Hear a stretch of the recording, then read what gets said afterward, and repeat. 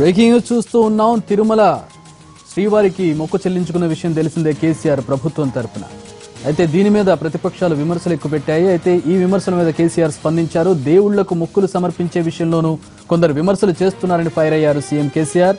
మాట్లాడే ముందు ఆలోచించి మాట్లాడితే బాగుంటుందని అన్నారు. కాలం చెల్లిన కమ్యూనిస్టులు తమపై విమర్శలు చేయడం బాధాకరమన్నారు. మహబూబాబాద్ జిల్లాలోని కురవి వీరభద్రస్వామికి బంగారు కోరమీసాల మొక్కు చెల్లించారు సీఎం కేసీఆర్.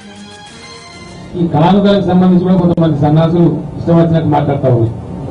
వాళ్ళకి తెలివి ఉంటుందా ఉండదా, విషయాన్ని అధ్యయనం చేస్తారా చేయరా, ఏమైనా అవగాహనతో మాట్లాడతారా, ఎటుపడితే అంటే మాట్లాడచ్చు కూడా మాట్లాడతారా, అది కొంచెం అర్థం కాకుండా ఉంది. అది వాళ్ళ విద్యకి వదిలేస్తాం.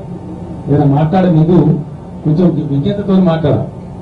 ఈ కమ్యూనిస్ట్ పార్టీకి ఎప్పుడో కాలం తెలిపింది. వాళ్ళు అడిగిన లేదు, పడుచుకోలేదు. వాళ్ళు మాట్లాడతారు.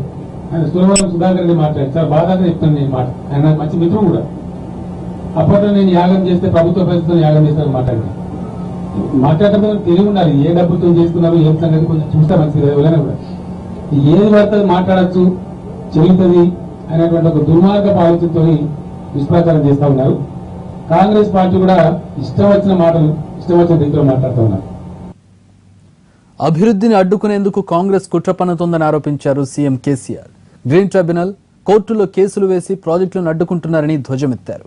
శాసనసభలో కాంగ్రెస్ నేతల తీరుని ఎండగడతామని చెప్పారు. స్పష్టమైన ఆధారాలతో అసెంబ్లీలో నిలదీస్తామన్నారు. అంటే టీఆర్ఎస్ ప్రభుత్వం తలపెట్టిన ప్రాజెక్టులు పూర్తి కావద్దు, నీళ్లు రావద్దు. అంటే మీ చిల్లర రాజకీయాల కోసం, మీ రాజకీయ బతుకుల కోసం, మీ చిల్లర పదవుల కోసం రైతుల నోట్లో మట్టి కొడతారా? మీరు ఇంత దుర్మార్గాన్ని కొడిగడతారా? ఇవన్నీ సాక్ష్యాధారాలతో సహా ఉన్నాయి.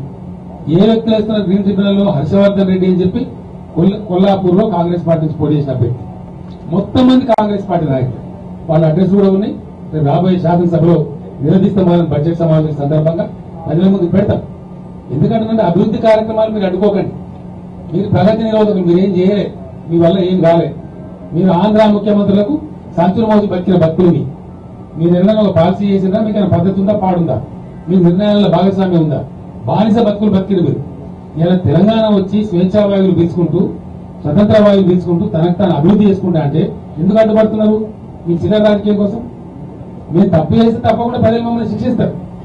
మీరు అపోజిషన్ ఉన్నామని ప్రపంచం బద్దలైపోయినట్టు మీకు అధికారం రాకపోతే ఎగ్జాక్ట్ మీకు అధికారం ప్రజలు ఇయ్యలే. దానికి ఎవరేం చేయాలా? ప్రజలు మాకు అధికారం ఇచ్చి మేము ఎవరితో అలయన్స్ పెట్టుకోలేదు. కురవి వీరభద్రస్వామి ఆలయ అభివృద్ధికి 5 కోట్లు, డోర్నకల్ మరిపెడ అభివృద్ధికి 1 కోటి చొప్పున నిధులు మంజూరు చేస్తామని సీఎం ప్రకటించారు. వరంగల్ జిల్లాను ఉభయ గోదావరి జిల్లాలకు దీటుగా సస్యశ్యామలం చేస్తానని ప్రకటించారు. కాళేశ్వరం ప్రాజెక్టుతో ఉభయ గోదావరి జిల్లాలను తలదన్నేలా పాత వరంగల్ జిల్లాను సస్యశ్యామలం చేస్తామన్నారు కేసీఆర్.